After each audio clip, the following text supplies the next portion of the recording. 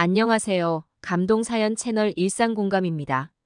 꾸준히 한국과 각별한 인연이 있는 외국인 분들의 이야기를 생생하게 전달하는 데 힘쓰도록 하겠습니다. 이제 오늘의 사연자분 모셔볼게요. 사연자분 안녕하세요. 안녕하세요. 저는 아랍에미리트에서 석유 유통 사업을 하고 있는 자카리아라고 합니다. 제가 일상공감에 인터뷰 신청을 하게 된 이유는 최근 한국에서 개발해낸 스마트팜과 그것을 도입하게 된 과정에 대한 이야기를 공유드리고자 함입니다. 저는 아랍에미리트의 아부다비라는 도시에서 태어났습니다. 어릴 적 저희 집안은 굉장히 가난했어요. 제가 태어났었을 때쯤은 아버지의 사업이 번창하다가 5살 때쯤에는 아버지의 사업이 부도가 나게 되었거든요. 그 충격으로 아버지는 쓰러지게 되셨고 그렇게 갑작스럽게 하늘나라로 떠나보냈어야 했어요. 어머니와 저는 빚더미를 안고 살아가야 했습니다. 어머니는 가난한 형편 속에서도 저의 교육 하나만큼은 저버리고 싶지 않았던 것인지 빚을 갚으면서 남들 아는 교육이란 교육은 전부하게 만들었죠.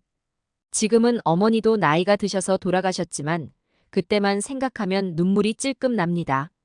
어머니가 가장 좋아하셨던 건 한 달에 한 번 정도 맛보는 해외에서 수입해온 냉동딸기였거든요. 지금 제가 한국에서 계약을 따낸 스마트팜을 도입하게 된 이유도 어머니가 좋아했던 딸기를 해외 수입이 아닌 직접 이곳에서 재배할 수 있으면 어떨까라는 작은 생각 하나 때문이었죠. 스마트팜은 50을 앞두고 있는 현재 저의 이야기이고 과거로 돌아가서 이야기를 해보자면 가난한 형편 속에서도 대학을 나왔고 우수한 성적으로 졸업을 마쳤습니다. 그때까지만 해도 어머니와 이 가난에서 벗어날 수 있다면 무슨 짓이라도 하겠다 싶었죠. 그래서 돈을 많이 벌고자 하는 큰 꿈을 갖고 석유 사업에 뛰어들었습니다.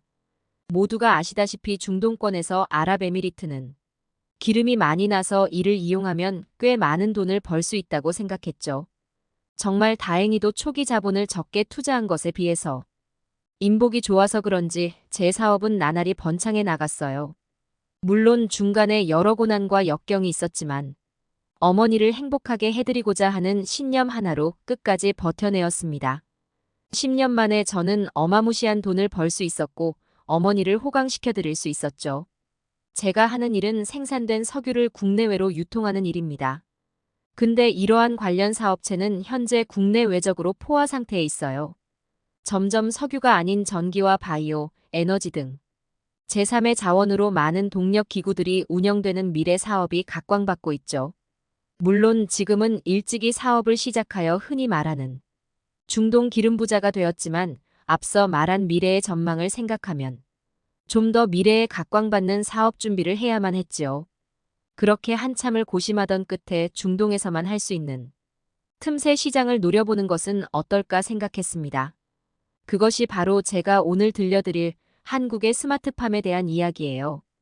아랍에미리트는 석유라는 주요 자원을 가지고 있는 장점이 있지만 지역적으로 사막이 많은 나라이지요. 그에 따른 단점이 존재합니다. 단점 중 하나가 딸기와 토마토, 포도와 같은 과일 작품을 재배하기가 굉장히 어렵다는 거예요. 하지만 중동 국가들의 대다수 국민들은 단맛을 굉장히 좋아하고 과일과 같은 과즙 상품들을 굉장히 맛있게 먹곤 해요. 근데 국민들이 먹는 과일들은 대다수가 해외에서 수입된 상품들이거든요. 때문에 가격도 비싸게 유통되고 냉동 상태로 들여오니 식감과 신선도가 현저히 떨어집니다. 그래서 처음 고민했던 것은 아랍에미리트에서 직접 과일 작물을 키울 수 있는 방도가 없는가였습니다. 그러던 중 동아시아의 한국이라는 나라에서 과일 작물을 기후나 지역의 영향을 받지 않고 키울 수 있는 스마트팜이라는 것을 개발해냈다는 기사를 발견했죠. 저는 이거다 싶었어요. 그 기사를 보자마자 유레카를 외쳤거든요. 어머니를 떠올리면 딸기가 생각나고 딸기를 생각하면 자연스럽게 재배 가능한 기술이 생각나더군요.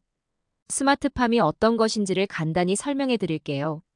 스마트팜은 컨테이너 박스를 레고 블록처럼 수평 수직으로 쌓아 올린 형태의 자동화 작품 시스템이라고 보시면 됩니다.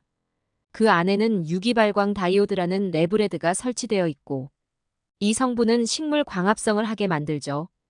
또한 큐브화스로 물과 비료 그리고 일조량을 알아서 제어해 줍니다.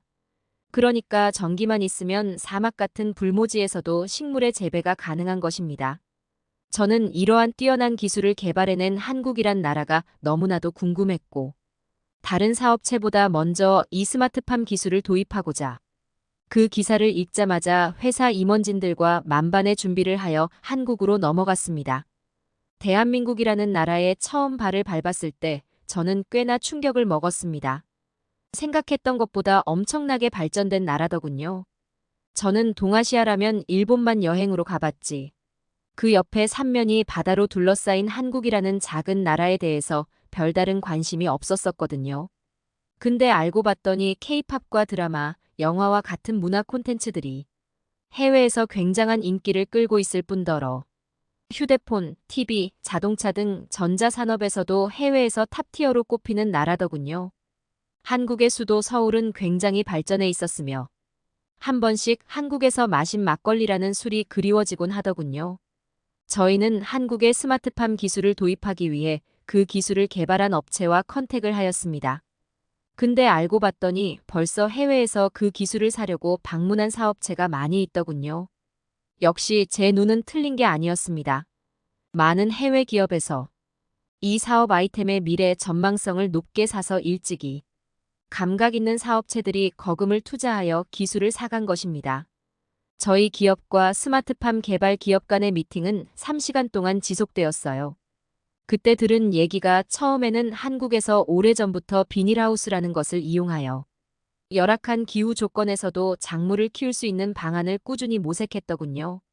그 비닐하우스와 같은 형태를 센서 자동화, 원격 규격화, 사물 인터넷 등이 첨단 기술과 결합하여 만든 것이 스마트팜이라고 하더군요. 참 신기했습니다. 동아시아의 작은 나라에서 어떻게 발빠르게 세계 시장의 수요를 파악하고 이 같은 기술을 개발했는지 싶었거든요. 저희는 3시간의 미팅 끝에 25억 원을 투자하여 계약에 성공했죠. 이 기술만 있다면 아랍에미리트의 도심 속에서도 딸기와 같은 과일 작물을 재배할 수 있다는 확신이 들었고, 저는 과감히 거금을 투자하여 계약을 따낼 수 있었습니다. 물론 아직까지 작물별 생육시기별 영양 공급, 광양 스펙트럼을 이용한 정밀한 환경 제어, 그리고 폐 영양용액 리사이클링 등의 여러 기술적인 보완이 필요는 하지만 그것은 차차 해결해 나가는 문제거든요. 이제 더 이상 수입으로 고가의 저품질 딸기를 먹는 것이 아닌 아랍에미리트에서 직접 키운 딸기를 먹을 수 있다고 생각하니 기분이 참으로 짜릿해지더군요. 현재 저는 아랍에미리트의 환경 연구진들과 함께 이 스마트팜을 어떻게 정착시키고 발전해 나아갈지 여러 도전을 하고 있는 중입니다. 저의 도전을 응원해 주시면 감사하겠습니다. 제 이야기는 여기서 마치도록 할게요. 감사합니다. 자카리아님의 귀한 사연 잘 들었습니다. 한국의 스마트팜이 해외에서 이렇게나 각광을 받고 있다니 제가 다 뿌듯한 마음이 드네요. 이제 세계 시장까지 발을 넓히고 있는 한국의 발전은 어디까지 나아갈까요? 자카리아님의 새로운 사업 멀리서나마 응원하도록 하겠습니다. 지금까지 감동사연 채널 일상공감이었습니다. 감사합니다.